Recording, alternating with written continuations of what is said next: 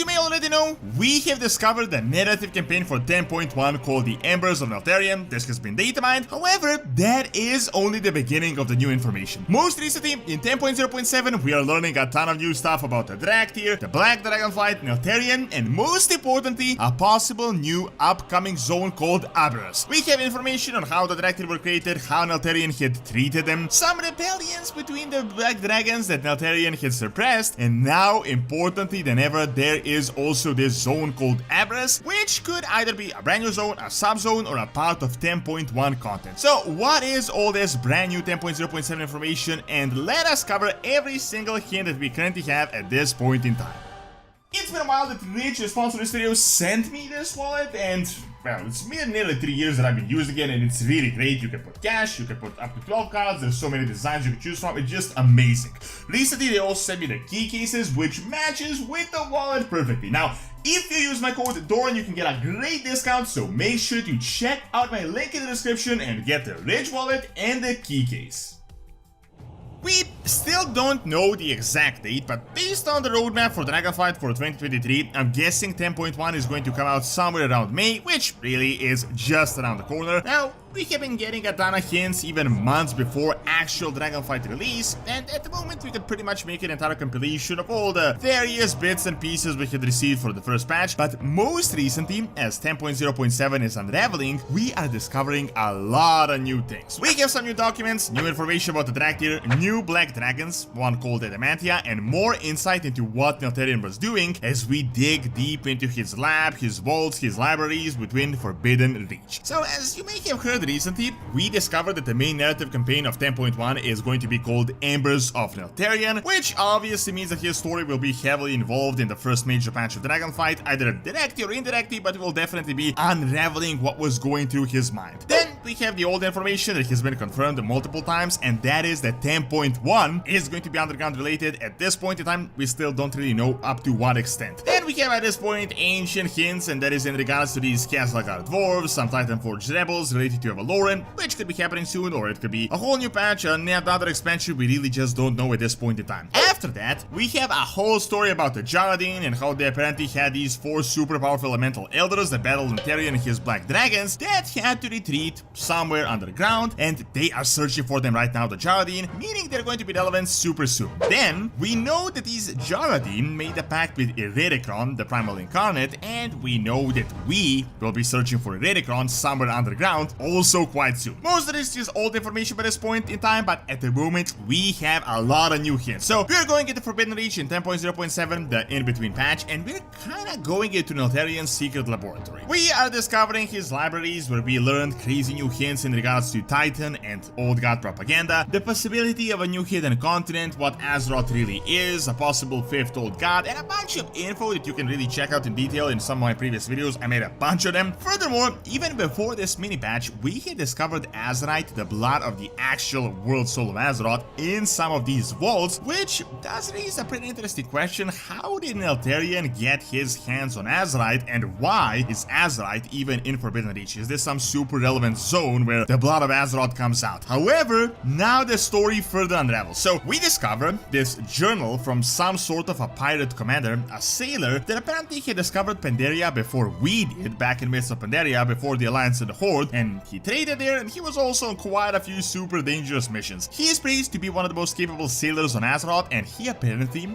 ventured to the west of Kalimdor and kinda got lost, but there are now hints of his return. At the moment, this information is super scarce, but this might be a huge hint about that hidden other side of Azeroth that Blizzard recently started talking about, and this really could be the initial setup, either for a patch or for the future expansion. Now, even more interestingly, we are really digging deep into the Dracthyr origin, and we are not only learning about them, but we are learning about Neltharion, new dragons, and the Black Dragonflight in general. So, we already know Neltharion was using Old God magics. This is old information. He was reading Old God books and really putting on that tinfoil hat, not believing the Titans. However, he also created his private army for a purpose that we don't really know anything about yet, and from what we're reading from 10.0.7 journals, he has not exactly been treating the Dracthyr nicely. Like, even the word nicely is stupid because he has just been a straight out tyrant. So we have actual Dracthyr journals where they say that their entire life is just eat, sleep, wake, and train. plane. They are 100% a weapon and pretty much nothing else. They have these natural desires to do other stuff, but Neltharion doesn't allow them anything, like not even a single thing. He seems to really not like them having anything resembling free will, and he does seem to be treating them as just slaves. Based on what we're reading, he has been super harsh to the Dracthyr. Now, we can discover yet another document that is similar to the Ottoman ones, as this isn't a journal, but it is a correspondence between Neltharion and some sort of a black dragon, Adamanthia, that I'm guessing is going to be super relevant quite soon. She seems to have been kind of a friend of the Dracthyr. She was sympathetic to them and tried to free them, but Deathwing really didn't like that. The Dracthyr say they're hardly remember Adamanthia, only her fragments, and we can kind of read the conversation. But before the conversation, first we have the actual journal of Adamanthia that we can read,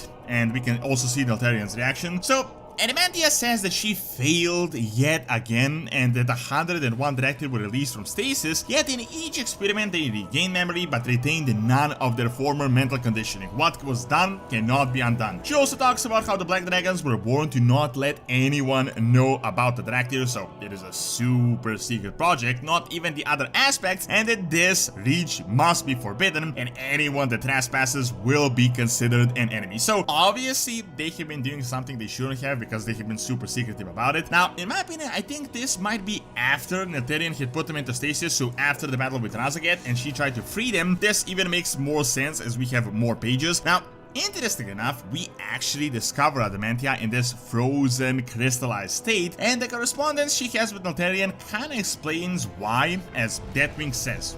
This is your final warning, Adamanthia. If you continue in your defiance, you will become an example to all who foolishly entertain such asinine aspirations. Your suffering will span millennia. Even death will not release you. Any who look upon you will gaze upon your torment and despair. Seize this folly or retribution awaits you. Now, seeing that we find her frozen, I'm guessing retribution did actually await her, and he was really not playing around. Like, you don't want to mess around with Deathwing. Subsequently, we have possibly the most interesting information. So, the correspondence continues between Neltharion and Adamanthia, and we learn that her mission was to extract the Black Dragonflight essence from the Dracthyr, which kind of explains actually why they lack Black Dragonflight use and magics, despite the Dracthyr essentially being Black Dragons, as they were created by Black Dragons. Adamanthia says that the extraction has gone smoothly, but she worries it will impact their abilities. She also apparently worked with Malygos to seal their prisons, which really is old information at this point. We know Malygos learned about the Dracthyr and really was the main one that got Neltharion to imprison them. However, Adamanthia then says that she got the order to bring those Dracthyr she awakened to Aberrus for an experiment, and she really does not like this order. She says these guys are not robots and have free will and independent thought, and instead of treating them as slaves, she wants Neltharion to earn the trust of the Dracthyr. Now, you can kind of guess how that ended as we read Neltharion's message and we can see Adamanthia frozen. This means that Aberrus is some sort of a zone where the Dracthyr had been experimented upon. While it could definitely be a whole underground zone, like this could be the entire location, based on the current information, it is likely that this might be a dungeon or a raid or a section of a certain vault or a zone. Probably some sort of a super secret vault that will hold most crucial information that we will learn about the Dracthyr. It is really hard at this point in time to connect how this could actually be related to the elementals, the Jardine Elders or whatnot, as we really do have limited information. However, based on what we currently know, even 10.0.7 is actually going to reveal some brand new Dracthyr stuff, and it will set up the main story, while 10.1 is probably going to be when we're going to learn what Neltharion has really been doing. Furthermore, this might actually just be the setup for the Dracthyr to get new classes, as once they learn they have been slaves of Neltharion and their free will was suppressed to the absolute max and they were forced to be evokers, they might start exercising their independence and realize that some of them might not actually want to be evokers. So, in my opinion, it definitely seems highly likely that the Dracthyr are going to get new classes quite soon. I'm guessing Aberrus is going to be related to them, but most importantly, this is probably going to be a significant part as we start unraveling how Neltharion really turned into Deathwing, because I really don't feel that we're just going to learn about his character, but we will discover a lot more about Azeroth, the Old Gods, the Titans, and a whole bunch of new information as we learn what Neltharion has been doing. Thank you for watching. Check out Could the Bronze Dragons Be Evil by clicking on the screen, and check out the Academy for videos on real-world history. See you next time.